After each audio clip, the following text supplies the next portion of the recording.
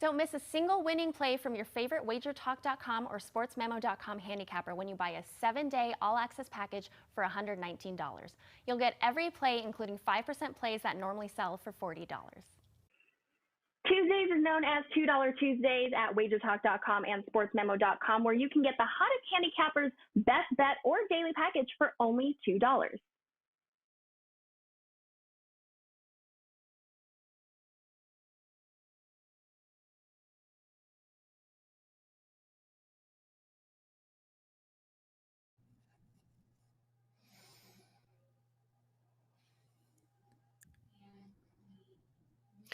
Welcome, everyone, to Prop It Up. It's a beautiful Tuesday. Hope it's going great for all you guys out there. Hope you're cashing a lot of tickets. We're here to go over all the props that we've seen and cashed in over the last week. And we got all your action for baseball. Got NBA playoffs still going on. NHL playoffs are still going on. And here to dissect everything, my fellow prop masters, Andrew McInnis and Matt Josephs. I am Andy Lang. Myself and Andrew are on WagerTalk.com. And Matt is on sportsmemo.com. And Matt, I'm going to go to you. Let's talk some baseball. We've got some really good stats on some K-props coming up that I want to get to. But first of all, just kind of recap what you've been noticing over the last week. What's been working, what's not been working, any trends that you've seen? Well, first off, happy Wander Franco Day. The number one prospect in Major League Baseball officially called up by the Rays. He's batting second in their lineup, so we'll see if he's as good as the hype has been. And we are now in day two of essentially D-Day for the Major League pitchers, as they are now starting to check the hats and the gloves of the Major League pitchers. Yesterday, we saw none of them get in trouble. We saw one performance that was a little out of the ordinary. Julio Urias was not very good, lasted only a quarter of an inning or a third of an inning, whatever it was. He didn't last very long. But then again, the Padres can do that to certain pitchers. So nobody really out of the ordinary, and that's just something we're going to have to watch for.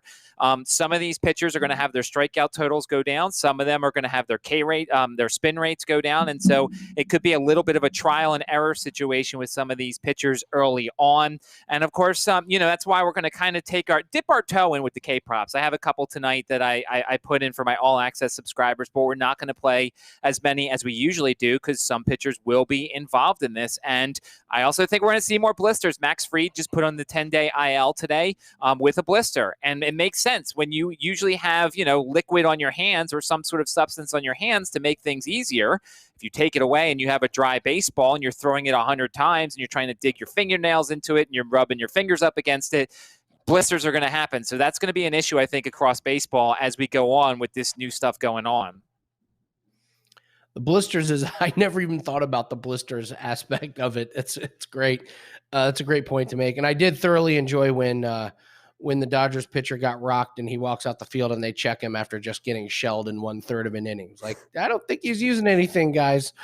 If it is, I don't think opposing teams would be too upset about it.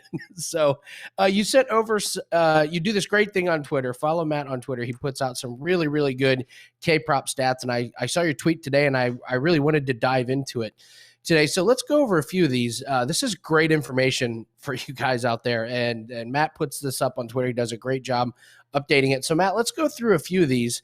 Let's start with the starting pitchers versus Houston. They've had 5 Ks or more in just 25 of 72 games. Is this because of scheduling? Is this because of Houston's bats? Myself, I've been playing a lot of Houston Astros recently. Their bats have been really hot. What are you noticing on the K props for opposing pitchers against the Astros?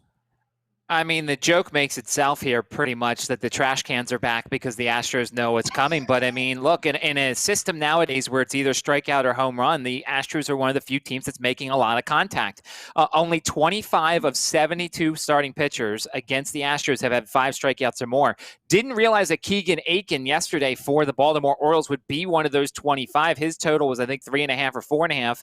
So he went over the total. But it just shows that in a year where starting pitchers are racking up a lot of strikeouts, the Astros are just not doing it. So sometimes there will be some value on the under if you have a good stomach for something like that, to take the under against the Astros because they're just not striking out a ton as a team, especially the bad pitchers, the Jordan Lyles, the Kyle Gibsons, the guys that don't get a lot of strikeouts. They certainly won't do it against the Houston Astros this year. And we have to talk about Coors Field. I'm not sure if it's the field, if it's the teams, but opposing pitchers, this is a great stat. 34 of 41 opposing starting pitchers have had 5 Ks or less in cores, and 8 of those have had 5 exactly. This has been a prop that has been cashing all season long. So talk to me about Coors Field, what you're noticing.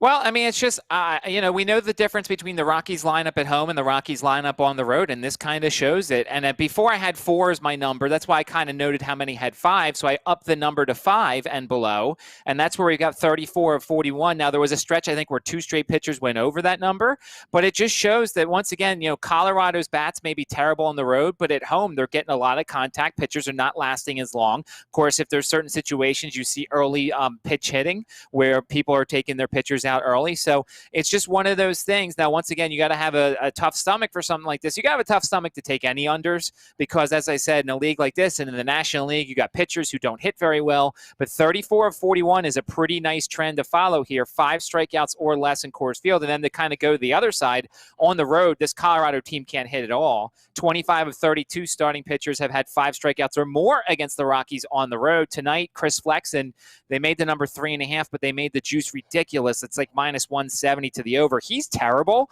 and he doesn't strike out a lot of people in every start, but it is pretty ridiculous, minus 170 something to the over for 3.5 because they know the trend that Colorado strikes out a lot away from Coors Field. And then the last one, 27 of 37 opposing starting pitchers have had 5 Ks or less in Kansas City. That one was really surprising. I did not expect the Royals to have a really obvious trend. So look, as I said, with these trends, they're not automatic fades in terms of the unders and the overs. It's just something to use and factor into your handicapping because, as we said, none of them is infallible. At the best, 34 of 41 for the Coors prop is still 7 times where it wouldn't have hit. So it's just something to look at as you continue on this season and factor in when you're handicapping some of these K props. Absolutely great stuff. Like I said, that's Matt Josephs. Follow him on Twitter, and he updates this pretty much on a daily basis. I factor it into my handicapping. So, Matt, that is absolutely great stuff. Thank you so much. It's Matt Josephs on sportsmemo.com. Andrew, let's bring you in, and let's talk a little bit of hockey. We all know what's going on with you in particular in the playoffs, but we also have a few other teams. So talk to me about the hockey playoffs, props. I know last week we talked about team shots on goal. So what have you been noticing is going on in the NHL playoffs up to this point? Well, first of all, Andy, before we get into that, I got to have a quick celebration here. The bill just got passed in Canada for legal single event betting. So super excited about that. I know you guys kind of had that celebration a long time ago, but I'm super excited because I really haven't been betting at all since, before that. But no, to be honest with you guys, people are betting, but now it's going to be able to, be a little bit different and regulated, and just super happy to have that in a long time coming. So really excited about that. But yeah, as far as the NHL betting goes and the props, look, I'm really happy I mentioned what I mentioned last week, Andy. Let's just put it that way. I mean, the team shots, whether it's under or over, it's been a lot easier on the head to be doing that than to be betting these players individually. I'll tell you that one for free. I mean, looking at trying to dissect which player is going to stand out every single day is really difficult in the playoffs because the adjustments that these coaches are making when you're playing the same team countless times, it's been very obvious. But when you play the team props, it's a little bit different of a story because you can still get extra shots from guys that weren't shooting before. Something I really want to touch on today are the power play props. Look, you can look at these and more and more books are offering it. I don't like talking about things that not all books are offering, but these days we're seeing them all spread around. So, power play goals or power play points. So just to get an assist, a primary assist, secondary assist, or a goal is actually huge. And you can look at both these series right now. And for Montreal and Vegas, neither team is getting a call whatsoever. I mean, it's an absolute cage match out there. And the calls the referees are making are the ones that are making me scratch my head to wonder what the standard is.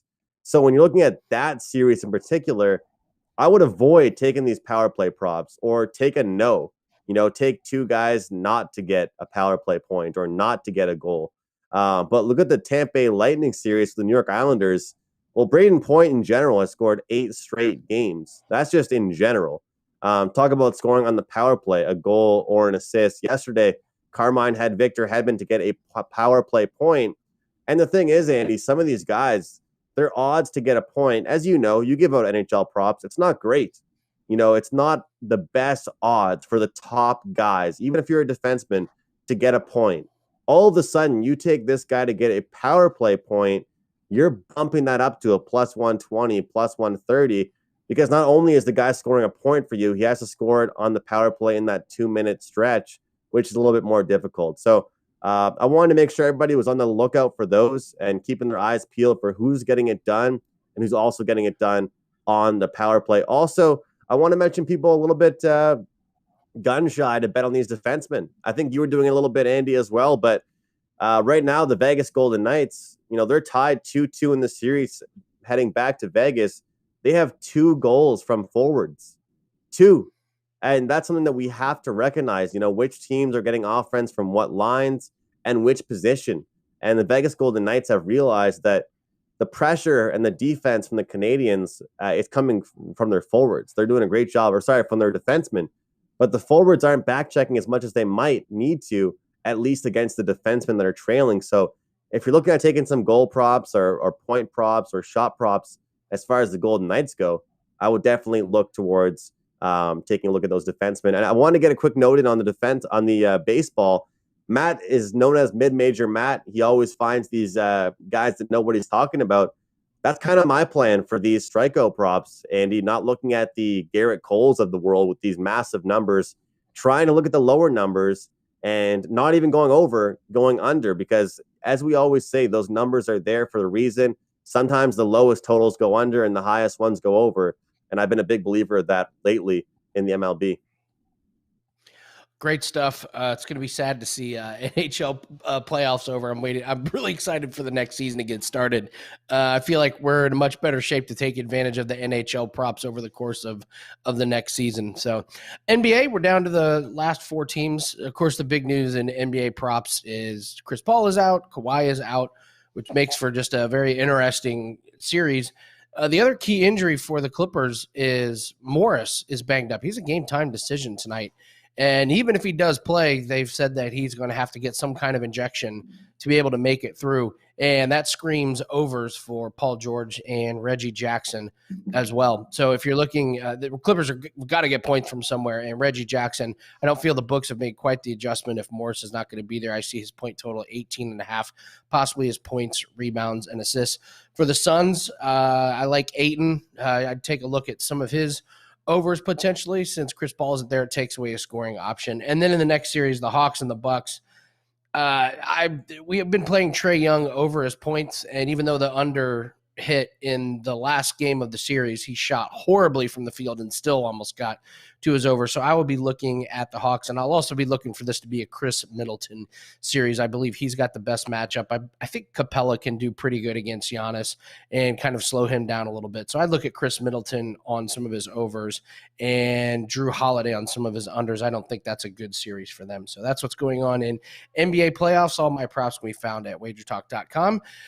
Matt, we talked about you're doing win totals for college football, and I'm assuming that's really what you're gearing up towards. Besides that, what else have you got going on for us? I didn't know the NBA playoffs were still going. I thought they ended on Sunday. But, yeah, we're kind of working on college football. They did for you. They did for your team. I'm going out there working on my free throws. Yeah, I know. I'm just working on my free throws, unlike some people. But yeah, we're working on some college football and some NFL win totals and things, and the numbers have been out, and they're starting to put some more numbers out. I know William Hill just put theirs out, and then Caesars and everything. So there's some money to be made in these college football win totals. So we're just kind of looking out. There's some transfers still going on. A Texas wide receiver just transferred or put his name in the portal today. So these rosters are still going to be in flux, even leading up to camp coming up in about a month or so, and also be heading out to ACC football media day to get interviews with coaches and players and things like that. So that'll be some good information to latch on to for any sort of win totals in the ACC. But yeah, still making baseball picks and just kind of gearing up for a really good football season. Great stuff. Andrew, what do you have on tap for us? Well, I'll tell you, I hope Matt also working on his wide open dunks and not just his free throws, because those are also a thing that said person could work on as well. Guys, MLB has been really great. Number 2 last 365 days, just kind of picking away, 2 to 3 plays per day, sometimes less than that. CFL is coming up. Really excited about that. They announced the season. It was a long wait to find out what would happen with the season, a shortened season, which I'm really happy about because there's only 9 teams and the season really drags on after so long. But I shouldn't really be too happy about it because it's a chance to make more money. So it's kind of a good and bad thing, but really excited about diving into the work for that, getting my research done. And a lot of the beat writers are starting to spit out a lot of information. So super excited about that. Obviously, some playoffs are winding down, but baseball and CFL action coming up, and European soccer. Euro soccer has been great. Besides that 5% play I lost on the weekend due to a missed penalty kick, that would have been nice. But that's what's going on for me. I'm really looking forward to the summer, guys, and just can't wait for Canadian football. Great stuff. I've got a 5% Major League Baseball play up tonight. We don't do very many of those, but we're hitting well over 60% on them. So excited about that. We're going to be going into the heart of baseball season, and same as you guys, working on NFL, college football. I still have golf season going on, looking to finish that season up strong. So let's get to best bets. These make me laugh because if I gave everyone $1 million shots to guess what Matt and Andrew's best bets would be, they'd never come up with these. My guess is they wouldn't even come up with the right sport. So I'm very, very excited about this. Matt, I'm going to go to you first. Talk to me about your best bet for tonight. Yeah, it's a hockey best bet because that's my sport. No, I'm just kidding. It's not a hockey best bet. It's an NBA best bet, and it's a mid-major. It's my guy Campaign. We know that there's no Chris Paul again tonight, so Campaign is going to be the point guard.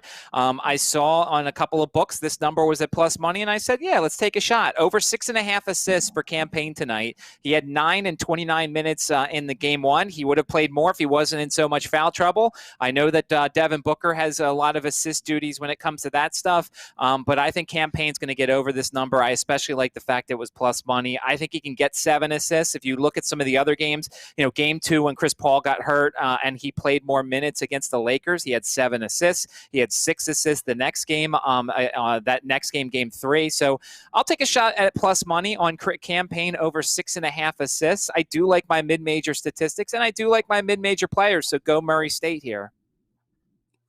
That's great.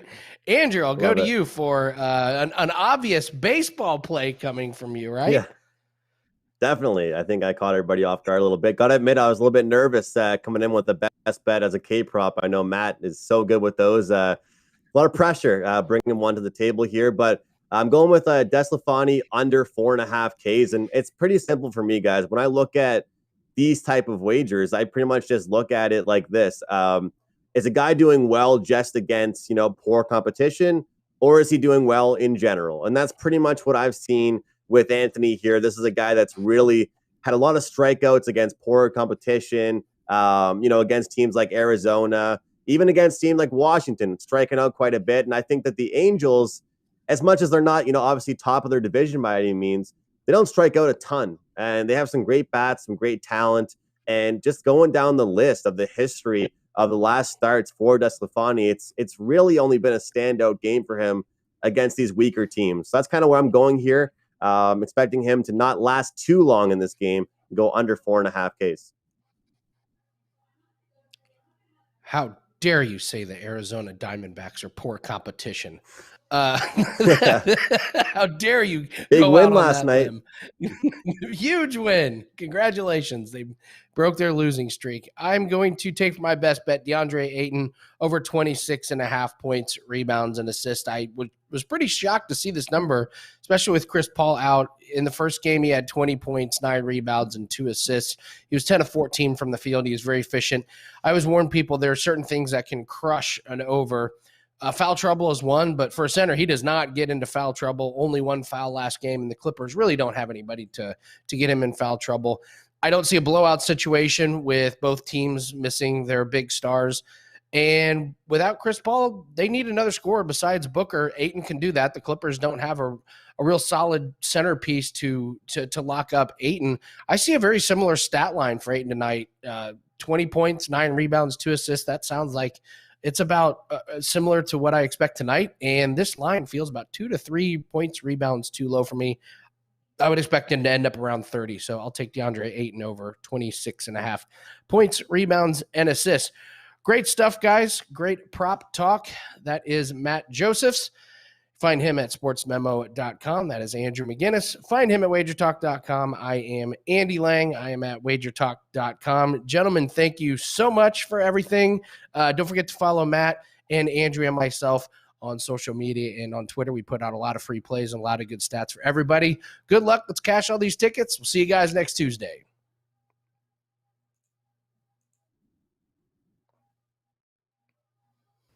Don't miss a single winning play from your favorite WagerTalk.com or SportsMemo.com handicapper when you buy a 7-day all-access package for $119. You'll get every play, including 5% plays that normally sell for $40. Tuesdays is known as $2 Tuesdays at WagerTalk.com and SportsMemo.com, where you can get the hottest handicappers' best bet or daily package for only $2.